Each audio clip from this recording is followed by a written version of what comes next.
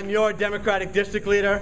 I am proud to be co-founder of the Barack Obama Democratic Club, and I'm extremely excited to be a candidate for State Senate. I know so many of you, so I will not take up a lot of your time, but I want you to know that my campaign is our way of taking the work of this club to the next level. We've been together, many of us, since the historic presidential election of 2008, when we saw an unprecedented outpouring of grassroots volunteer activism from people who had never been involved in politics before. And we formed this club to keep that energy focused right here in our community.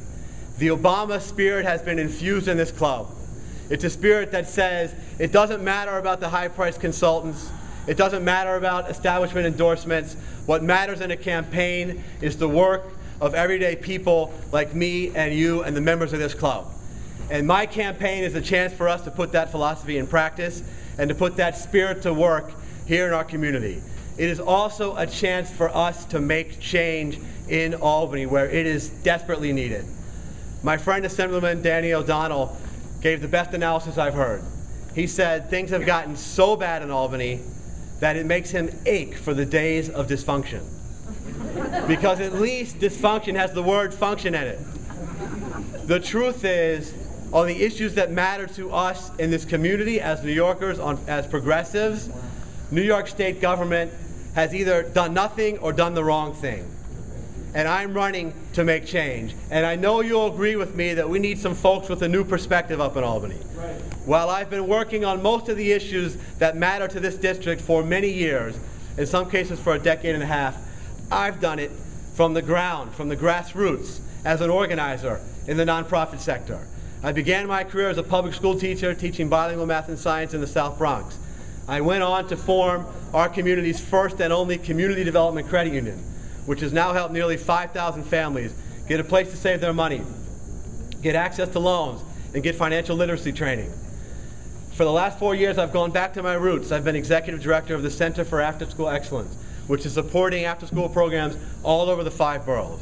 And whether the issue has been economic justice, or financial literacy, or access to financial resources, I have always done my work block by block, building by building, family by family. And it's that spirit which got me involved in local politics. It's that spirit which led me to become your Democratic District Leader and to form this club. And I look forward to working with you to draw on my background in education, to fight for our schools, to relieve overcrowding and reduce class size, and get more money for after-school programs. And I look forward to working with you, drawing on my background in economic development, to make sure that we help small businesses, which are the lifeblood of this community, get the credit they need to survive. I look forward to working with you, building on my background as chair of our community's Traffic and Transportation Committee and the Community Board, to hold the MTA accountable for subway stations in poor repair and bus service which is unreliable.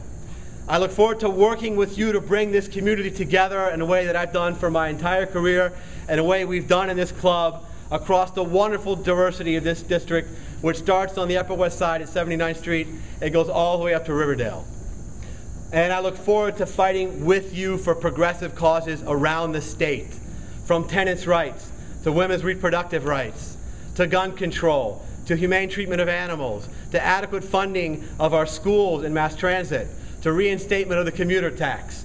I will fight with you and for you on these issues, and I see my time is almost up, so I want to tell you that I look forward to working with every one of you to take the mission of this club to the next level. Thank you so much.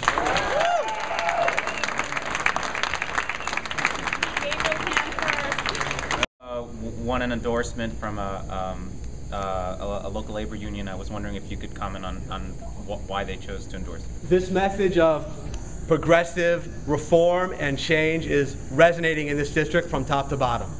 I am proud to have the endorsement of my city council member, Robert Jackson. I am proud to have the endorsement of the United Food and Commercial Workers Local 1500 with 23,000 members. I am proud to have, absolutely. I am proud to have won the endorsement of the largest club in this district, a true reform club, Three Parks Democratic Club on the Upper West Side. I am proud to have won the endorsement of no fewer than 8 Democratic District Leaders on the Upper West Side in Harlem. But endorsements will not decide this race. In 2010, this race will be decided by regular voters like all of you, like me, who are ready to make change. And that's why I'm running, and that's why I know we can win together. Question I asked Senator Farrell about the whole structural problems in Albany, which are not a secret. One big problem is going to be dealing with the unions. Right. What do you say to that? I mean, what would be your approach? Well, you say to balance the budget, in other words? Yes. The budget deficit is at $9 billion. There are no easy answers. But I think the cuts, which are going to fall in the areas of education and healthcare, and predominantly fall among those New Yorkers who are least able to pay, should be blunted as much as possible by increase of revenue. And I think that starts by giving New York the progressive income tax code that we used to have, that other states have today, and that we could have.